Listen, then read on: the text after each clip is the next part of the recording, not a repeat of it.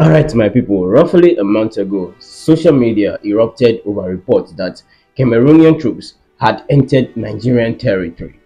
As expected, online reactions exploded instantly. People declared it an invasion. Questions flooded the internet. Where is the Nigerian military? How could Cameroon go this far? Outrage spread rapidly, but very few paused to ask an important question. Those same Cameroonian soldiers had reportedly rescued nearly 300 Nigerian civilians who had been held captive by terrorists. So, what really happened? Was this an act of aggression, or was it a coordinated rescue mission that many people misunderstood? More importantly, who approved it? Under what legal framework was it allowed? Why were foreign troops operating inside Nigeria at all?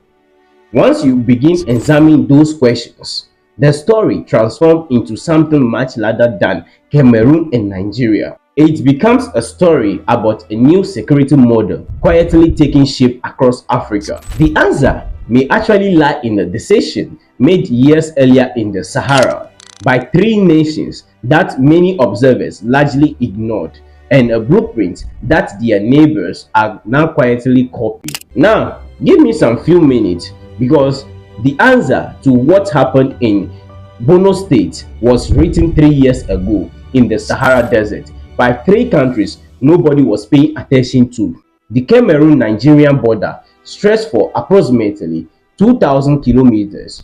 Armed groups crossing that territory do not see national boundaries. To them, it functions as a corridor extending from the Gulf of Guinea all the way to Lake Chad.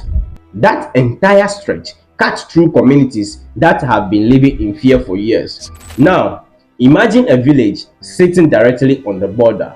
The market is on one side, the school is on the other side. Walk a few hundred meters east and you are suddenly in another country.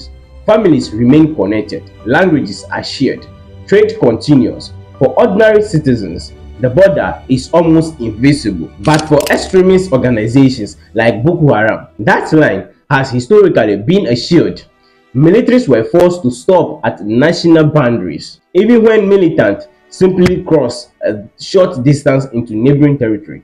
Consider this scenario: an armed group attacks a Nigerian community. Nigerian forces respond. The attackers retreat only a few hundred meters across the border into Cameroon.